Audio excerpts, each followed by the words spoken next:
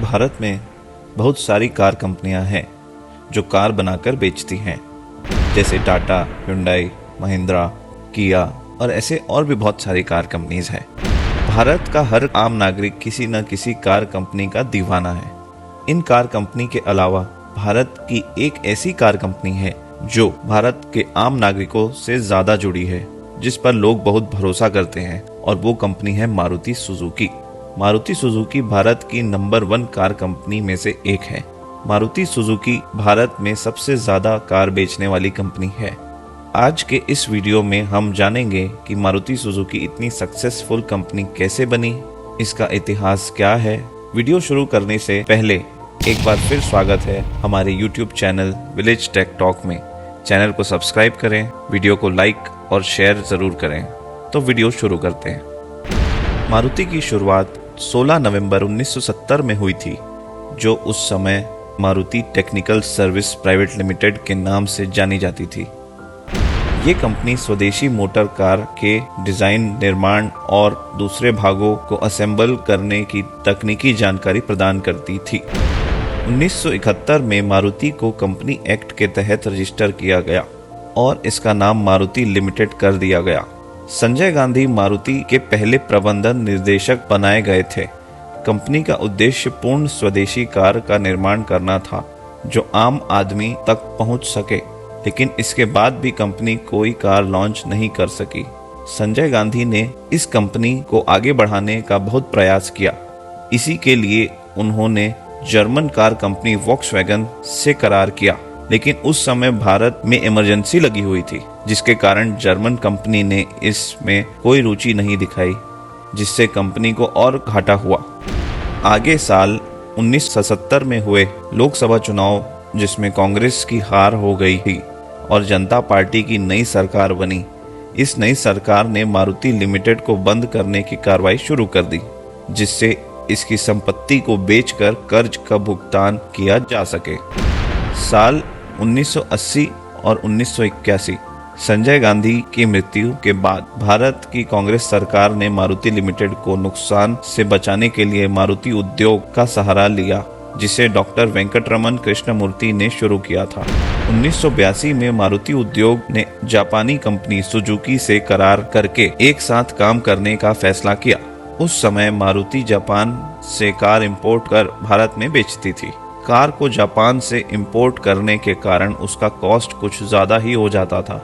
मारुति के अलावा दूसरी कार भी महंगी हुआ करती थी, जिसे भारत का आम नागरिक अफोर्ड नहीं कर पाता था।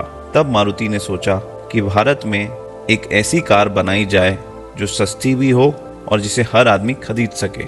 इसी सब को ध्यान में रखते हुए मारुति ने 1983 में जापान के कार सुजुकी ऑल्टो को कॉपी करके मारुति 800 को भारत में लॉन्च किया। 1984 से हरियाणा के गुड़गांव में इस कार का उत्पादन हो रहा था। इसकी कीमत उस समय लगभग 48,000 रुपए थी। तत्कालीन प्रधानमंत्री इंदिरा गांधी ने इस कार की पहली चाबी दिल्ली में हरपाल सिंह को सौंपी थी। मारुति 800 की प्राइस कम होने के कारण इसकी डिमांड बहुत ज्यादा थी। इसने पहले साल में ही 40,000 से ज्यादा गाड़ियां बनाकर बेच डाली। धीरे धीरे इस कार को श्रीलंका, बांग्लादेश, दक्षिण अमेरिका जैसे देशों में निर्यात किया जाने लगा। इस कार को पाकिस्तान में सुजुकी मेहरान के नाम से लॉन्च किया गया। 1987 के आते आते मारुति ने 1 लाख से ज्यादा गाड़ियां बनाकर बेच डाली। इस कार के बाद मारुति सुजुकी ने कई कारों को बाजार में उतारा, जो लोगों के दिल पर छा गई। 1984 में मारुति 800 के इंजन से मिलती जुलती मारुति ओमनी को बाजार में लाया गया। 1985 में सुजुकी के SJ 410 पर आधारित जिप्सी को भारत में लाया गया। इसके बाद 1986 में मारुति ऑल्टो को लॉन्च किया गया। इसी तरह साल 1999 में वैगनआर, 2005 में स्विफ्ट, 2007 में SX4, 2008 में स्विफ्ट डिजायर और A स्टार, 2009 में रिट्ज, 2010 में एको और K10, 2012 में अर्टिगा और ऑल्टो 800 और भी बहुत मॉडल भारतीय बाजारों में उतारा गया, जो काफ़ी सक्सेसफुल साबित हुई, जैसे Esteem, Zen, Vitara, Ciaz, S Cross, Grand Vitara, XL6, XL7।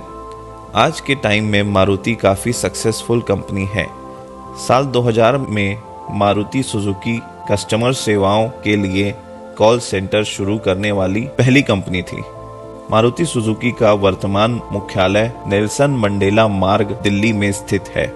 Maruti Suzuki एक पब्लिक सेक्टर कंपनी है, इसलिए इस कंपनी का कोई परमानेंट मालिक नहीं है, जिसमें शुरुआती समय में भारत सरकार की 18.28% हिस्सेदारी थी।